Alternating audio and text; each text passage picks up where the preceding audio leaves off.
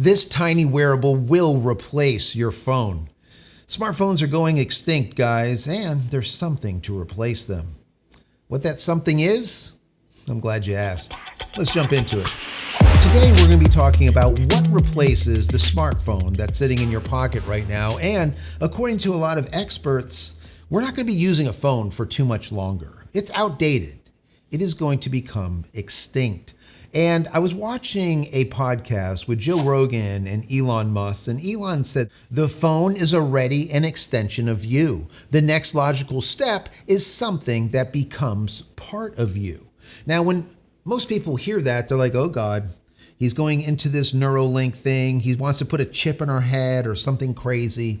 And that's not really what he's referring to. So what I ended up doing is I kind of dug in a little bit deeper into this subject. I want to share it with you because there's a lot of people that want to know what is the next progression to a smartphone. We all know phones are dead. For the last 10, 15 years, that's all there's been is iteration, no innovation, nothing wow. Right? There's no evolution. There hasn't been anything wow since Steve Jobs was around, and that's many years ago. It's all the same iterative changes. A small increase in processing power, GPU power. Maybe the screen gets a little bit bigger. Maybe the material that the phone is made out of changes a little bit more robust, maybe a little bit more waterproof. Maybe they add an extra camera because God knows we need to have more than one camera. We need two.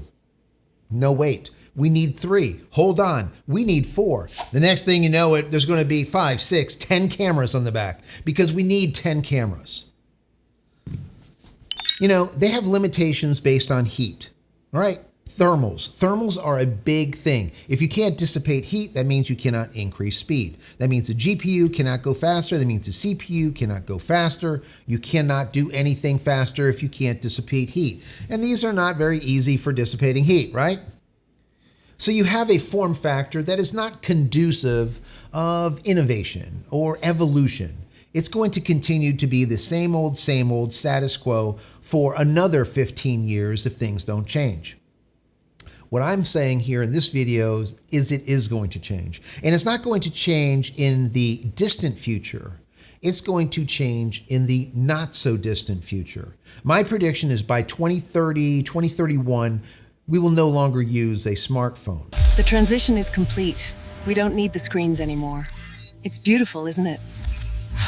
You heard it here first. We'll see if it ends up happening. And the reason being is AI. The AI that I'm talking about is not artificial intelligence, but ambient intelligence. Ambient intelligence is basically intelligence everywhere that you need it to be. And there is no barrier, let's say, to getting the information. Right now, the bottleneck is this screen.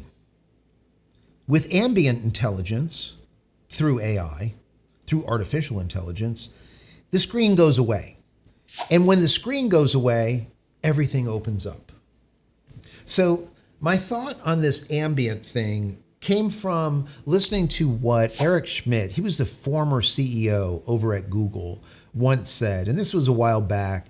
He said something along the lines of mobile computing is shifting from a device model to an ambient model. And that really hit home. This was a long time ago. And the thought process here is the data is everywhere and nowhere at the same time. And that's where we get into DTC and direct to cell. We've been talking about this on the channel for quite some time. And I said that Elon Musk and all of his satellites out there that are doing the DTC or direct to cell that have eNode Bs, basically modems that transform those satellites into cell towers in space, are really going to make a major, major difference in the lives of everyone in the not so distant future. And this is one of the ways. DTC, direct to cell, or NTN, non-terrestrial networks. We're not talking about cell towers up the road.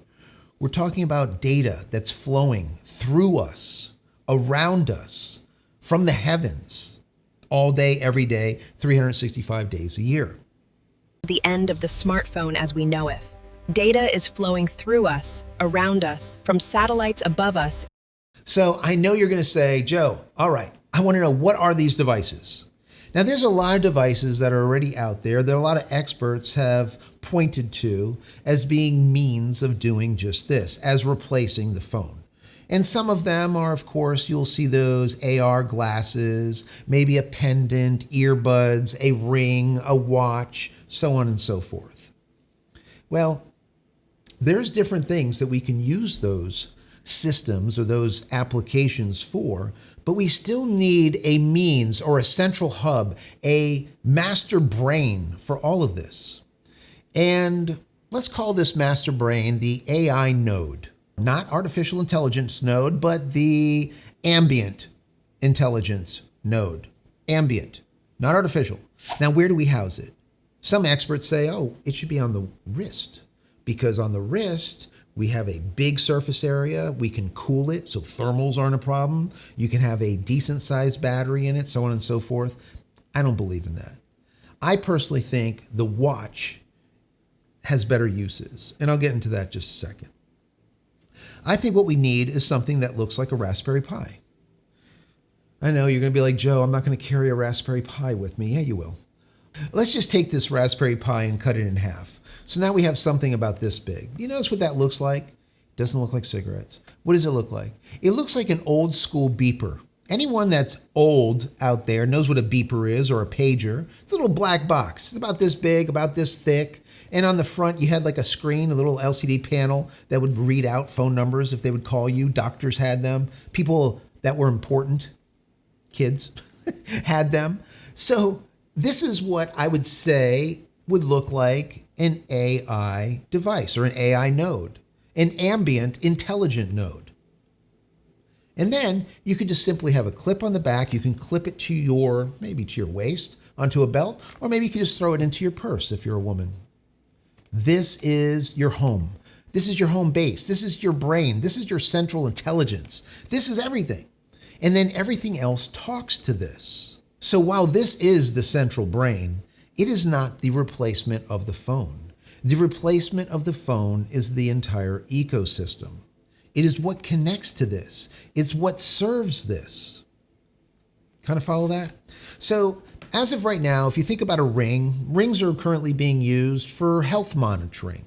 Well, you could use a ring going forward for maybe identification, maybe for authentication, maybe as a haptic type of thing. Maybe it vibrates. Maybe you can pass it over things. Maybe you can pay by touching your ring to a screen. So a ring has many possibilities, and it's very, very useful, especially for biometrics. So it's very small, a small footprint, and everyone will wear one, right? They're not intrusive like the glasses. Glasses are really great as an end game for visualization, for augmenting reality, for seeing maps come up right in front of you, for seeing things in your area, for being able to see a screen inside of those glasses. The problem with the glasses is they've never got them right. They're either too big, they're too ugly, too geeky. They just don't work. People just don't like them. So eventually they will be powerful, but I think moving forward, we're going to start with a non-visual type of interaction where it's all verbal. There's secrets whispered in your ear, and I'll get to that in just a second. Pendant. Pendants are fantastic. People think, well, what are you going to do with a pendant? Well, a pendant can be used for a microphone. If you're in the biz, so to speak, you know a lapel microphone sitting right here gives you the best fidelity audio. Why? Because it's close to your mouth. So a pendant could be good for that. It could be great for picking up DTC signal because it's outside all the time. NTN or non-terrestrial network type of signals, RF, radio frequency. It could also have a small little pinhole that could project a hologram or project a video, maybe the size of your phone. And since it is a pendant, it is easily wearable.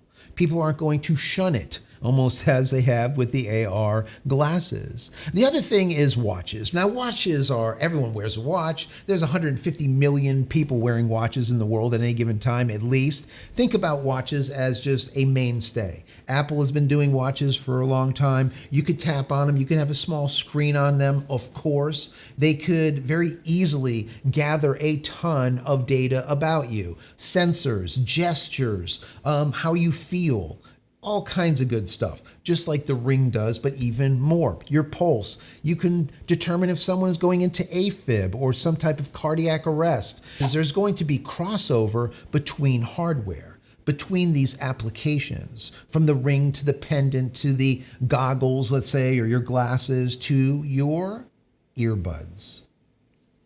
That's the one that I haven't been telling you guys about, and that is the most important, the earbuds. Because everything moving forward is going to have this ability to be spoken and then spoken back to. Most people today are using either ChatGPT or Gemini or Grok or maybe Perplexity or whatever you use, and you're doing it through voice. People are not, for the most part, typing in questions. They're speaking to it. And they're getting responses back. And that is where we're going with this. We're not going to have to see anything. Think about it. If you have your earbuds in, all right, now all of a sudden, as you're talking, asking a question, you're getting an answer whispered in your ear at any given time. Any information that you are looking for can once again be whispered in your ear. It is great for audio output. It doesn't matter if it's spatial, immersive, or possibly private. That information that's coming or whispering in your ear is gold. That is how we're going to be communicating with the AI in the future. Whispers. It's going to listen. Now, remember how I was saying how having a mic inside of a pendant is great because you get high fidelity sound. That is absolutely the case. Well, what ends up happening when you're in an atmosphere where there is a ton of people or there's a ton of noise? It's very difficult for the pendant to actually hear you over everything around you. So having an earpiece in your ear and having the ability to have voice coming through bone conductive type of methodology, well, at that point, it is getting the vibrations from the bones in your face through your head to determine what you are saying, meaning that there could be a ton of noise around you, but you will still be heard by that earpiece. And if you think about it, AI doesn't care if you have high fidelity voice or not, right? It doesn't matter. It just needs to know what you're saying by the waveform as you say it. So having that earpiece in could just be the best means of connectivity between you and your AI node. So being able to have that earpiece in your ear at any given time, you can also do gestures. You can double tap, you can move your head left and right. There's all kinds of different nods, all kinds of things that it could monitor while you have that headset in, that earpiece or earbuds in. Super powerful. So if I was to look at all of these pieces of the puzzle and you stuck that AI node in the middle, the spokes that come off it would of course be your eyes, your ears, your mouth, your finger, your wrist, okay? Those would be the spokes. The number one spoke up the middle, I would say would be that earbud. That is going to be the main line of communication from the beginning. Moving forward, it might get better, especially with augmented reality, AR, with glasses, as they figure it out. Right now, it's very difficult for them because battery life is an issue. Where do you hang the batteries? It's just awkward, all right? It is awkward. They haven't got there yet. They can make them look very futuristic, and some people love that, but many people won't wear it because to them, they look too techie, too nerdy, too geeky, and they just simply won't do it. So earbuds are going to be the way, the methodology of communication. Now, you're communicating with what? Well, you're communicating with satellites overhead. In short, that node that's in your pocket, in your purse, on your belt, that node is what's doing all the processing. But remember I said a watch would be perfect for something? The watch would be perfect as an antenna. Think about it. Your phone has an antenna that goes around the outer perimeter. Well, imagine having a watch maybe this size, right? We could put that watch here. That's not too big, right? I like that. Well, you could put a pretty damn good size antenna coiled right there. Now, that watch now becomes an antenna, a really good antenna for NTN or non-terrestrial networks or DTC or direct to cell. I like it. I think it works because not only do you have a really great antenna, but you could do a ton of other things with it. You can have it as a small screen. You could also use it once again as a projector. You could use it as a means of a mic or anything. There's a ton of different things you can do, but the primary use case, in my personal opinion, would be for the accumulation and transmitting of RF, radio frequency. Why do I say that? I know there's going to be someone that's just, why do you want to use that? Whenever you're dealing with radio frequency, RF, you really want to keep it to the outer periphery, as far away from the important structures of your body, away from your head, away from all of your main organs. Where's the best place? The end of your arm, right? Think about that, the end of your arm. So it'll be transmitting and receiving, and the amount of RF that it can transmit and receive will be higher than if it was stuck in your ear and you had that antenna, let's say, on your earbud, or if you had the antenna sitting on your chest, right? Right there. Makes sense, right? Now, obviously, I don't know none of this to be factual. This is just my speculation, and that's what we're talking about. I want to know what you think about all this. If you like this kind of stuff, let me know by a thumbs up. Also, share the video with your friends and family. That would be very helpful. And if you haven't went by my website yet, check it out. Go to JCristina.com/shop. Once again, JCristina.com/shop. So, in my personal opinion, when I look at this, and we know that connectivity is going to work without an issue, even inside buildings, and I've done videos about that, maybe I'll put a link over here, that talk about how Elon Musk, SpaceX, can push DTC into buildings. Knowing this, knowing that the system will absolutely work, the question is, how will the system work? What will it do? And what is the timeline? So in my personal opinion, the ring will be used, once again, as an identity type of thing. It will be used for your bank account. It will be used for gesturing and this type of thing, all right? It is your means of touching anything, signing something, once again, scanning something, scanning for identity, scanning for your passport on your ring, maybe simply just using it as your credit card means, tapping your ring instead of tapping your phone or tapping a credit card. You would just tap your ring, okay? So that's a perfect use case. Your earbuds, like I said before, is for all of your input-output. Your voice in, voice out, gesturing, all that whispering is going to happen in your ears. Your watch, well, that's your satellite communication device. That is your RF. That's where you're going to be communicating back and forth with those satellites.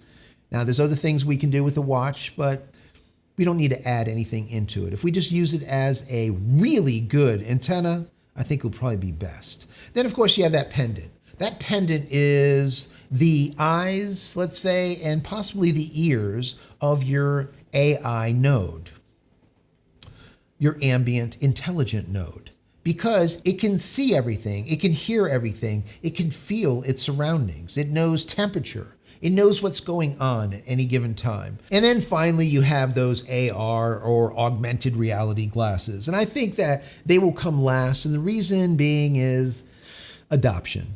People are just not liking them, they're not using them, and companies are starting to kind of pull away from them. I think they're going to start building them out more as we move or migrate into this new, let's say, method of communication where cell phones just disappear. But for right now, I think it's going to be last on the list. That's my personal opinion. If you have another idea, please, in the comment area below. I would love to hear it. Finally, what is that timeline, right? What does it look like?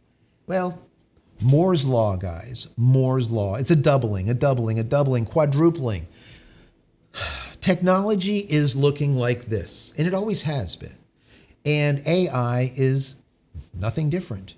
AI is exponentiating in this direction, straight up.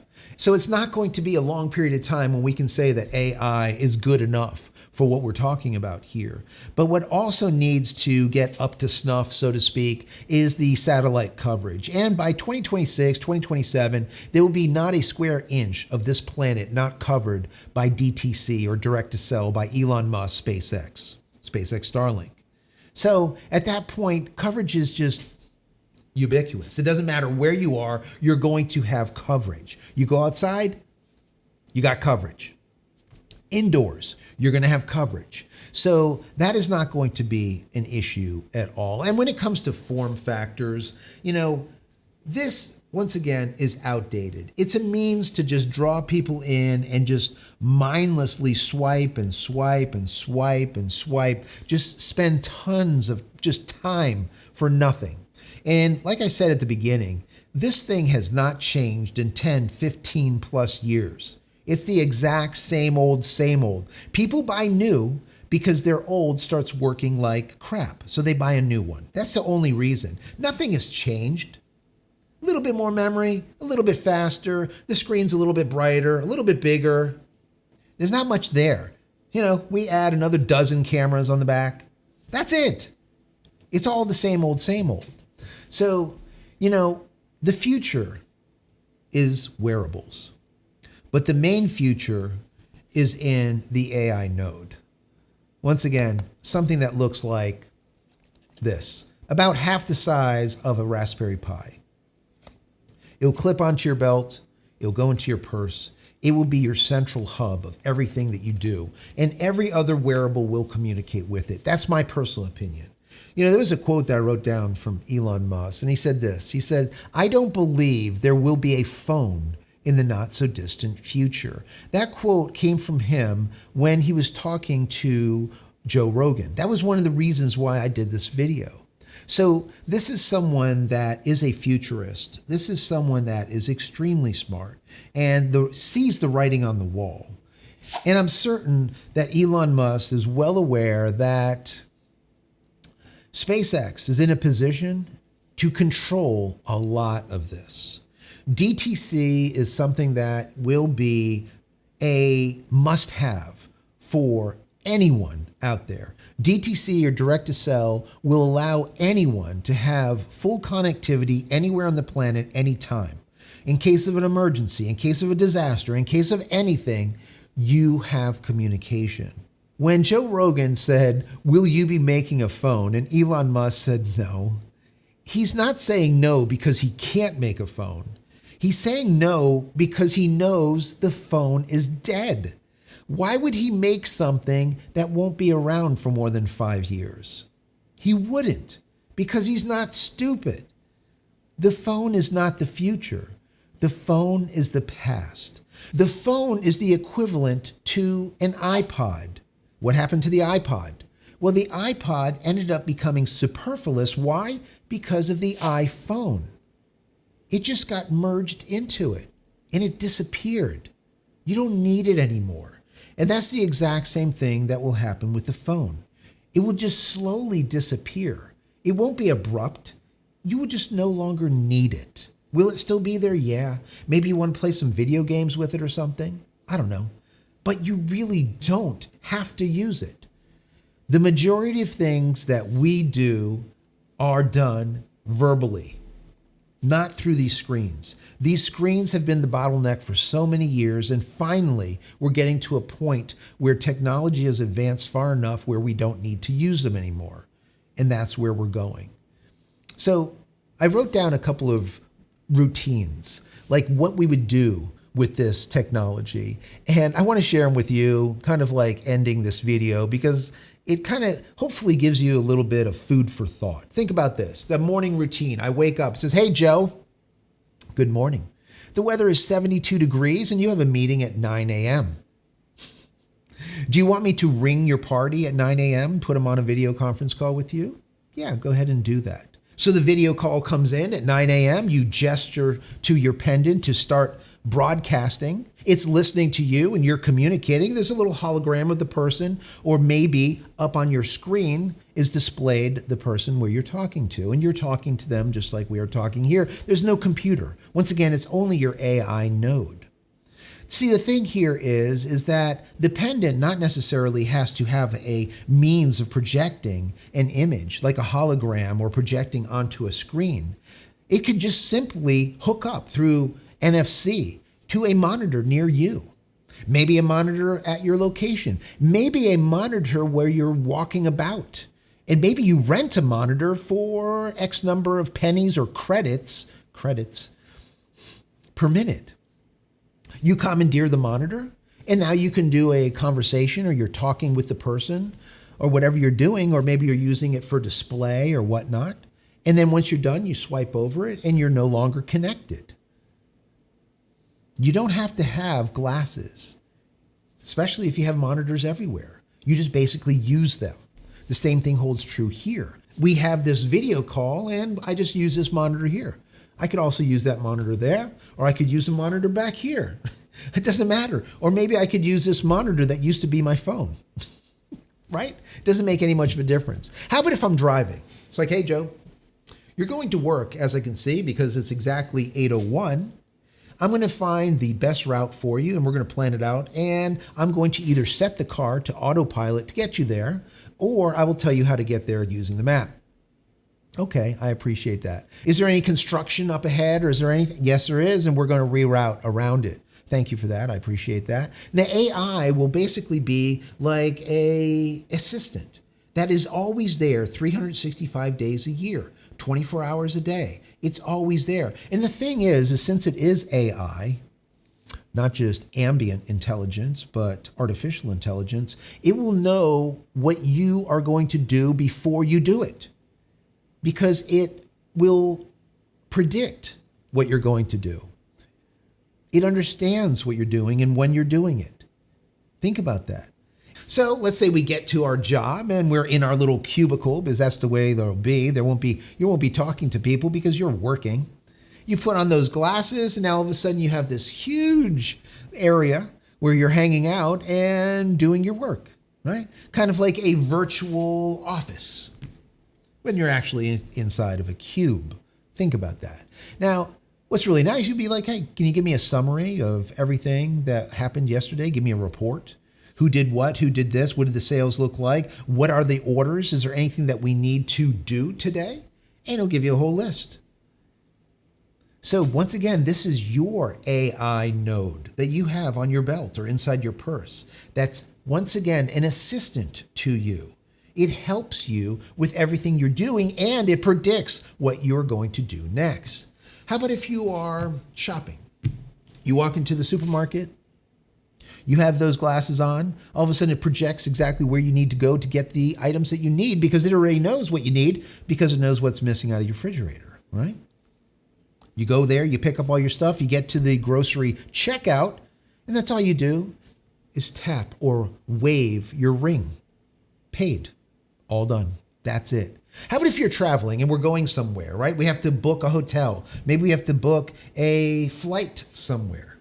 That's not a problem either, because that AI node knows exactly every hotel available, everything. Just like if you were to go onto Expedia or something, it can book it for you. It can tell you exactly which one is the cheapest on which days. Frictionless. Absolutely nothing to it. And there's no visuals that are needed. And if you do need a visual, like I said before, you could either do a projection of a visual if you want, or you could just simply hook up to any monitor nearby. Stupid, stupid simple, right? So in my personal opinion, I do believe that smartphones are dead. Smartphones are going to go the way of the dinosaur, the way of the dodo bird. They will not be around for more than 5 years. My thoughts are, what does Apple do? What does Google do? What are they going to do? You have a company like Apple that's making billions and billions and billions of dollars on these things by just simply doing small little iterations to them. And people swoon all over it and be like, oh yeah, I need to pay $1,200 for this. That's all dead, guys. So either they get onto this AI node bandwagon or they're out, because that device is no longer. There's no reason for this. Once you have all of the wearables, there's no reason. You are connected at any given time, always, 24/7, you're connected. And that's it. You don't need this. This is a time suck. For the most part, phones have been a detriment. Not just good. Yes, they're good because you can look things up. You have the pulse of the world in your fingertips, or at your fingertips, as some people say, even though it's not really the case, because the information that you get on here, especially if you're not discerning, is fictitious. It is propaganda. It is specifically, let's say, catered or curated for you, for your consumption through AI, through Google, and through all the rest of them, if you know it or not. But either way, you don't need this. It's not necessary. It is absolutely not necessary moving forward. Now, there's always a dystopian risk here, right? You know, I absolutely love the book here, 1984. If you never read it, read it. It is good. Think about when your AI node knows everything. Every action, every preference, every movement, every heartbeat, every breath, everything you do from beginning to end. Your entire life becomes a stream of data, constantly being processed, being augmented, being optimized. What happens then? Mischief could happen. How about a hack happens? Things could get nasty really, really quickly, especially when you have a pinky ring that has your identity on it. There has to be a means to secure that. How that is, I don't know. Maybe you guys know. Those are the things that you have to be worried about, because remember, you're trading a frictionless existence for freedom. I don't know how you feel about that.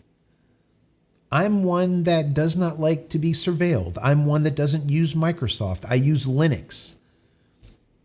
That's what this channel is all about. So I think moving forward, what I'll probably do is continue to cover this futuristic view of what is going to be happening as the years go by, because I really enjoy this. And if you enjoy it, definitely subscribe, because I'm going to do more of this. I really like it. I like it a lot. And I think it's important going forward, because there's going to be people on YouTube that will be describing the technology, breaking it down. But I think I will probably be one that tears it up a little bit and teaches you how to avoid it more than just use it. Using it is easy. Avoiding it is not easy. And there might be people out there that don't want to be surveilled. They don't want to have to use these type of devices. Or if they do use them, how to circumvent certain things, certain surveillance, certain things you don't want it to see or know. That's probably what my lot in life will be over the next 5-6 years. That's what I feel, at least. So anyways, like I said, if you enjoy this type of subject, Elon Musk, SpaceX, Starlink, Linux, AI, any of this kind of stuff, and now moving into the futurism, let's say, type of stuff, definitely subscribe. All right, definitely subscribe. If you want to say thank you for all of my hard work on this channel, there's a little thank you button down there. Click on that. I think it says thanks. Click on that. Give $1 or $2 if you like. If not, it's perfectly fine. Consider becoming a member of the channel. That would be even better. And now that we're getting to the end of this video, at the bottom, down here in the comment area, I want to know your thoughts on this. Is this something that you would buy into? Would you end up purchasing one of those AI nodes? Ambient intelligent nodes? Would you purchase one? I would, for sure. But I want to know, would you? What is your feelings on it? And then, out of all of those hardware accessories, the spokes on that wheel, what would you be interested in getting involved in? The watch, the ring, the pendant, the glasses, the earbuds. What would interest you? In my personal opinion, I think the watch is a no-brainer. You have to have some type of means of communicating with these satellites, and the watch is the way to do it. If you could come up with a better way, you let me know. Once again, RF, radio frequency, high radio frequency, extremities is better, my personal opinion. And I think the earbuds would be mission critical. So for me, I would be watch, earbuds, and then of course your little AI, ambient intelligent node. How about you? Would you have the glasses? Do you like that type of augmented reality? Are you more of a pendant type of person? Let me know down below. Anyways, I hope you guys enjoyed this video. I had a great time putting this together. Many blessings to you and your family. Stay safe, stay healthy, stay connected, hopefully through DTC. We'll see you in the next one. Love you guys.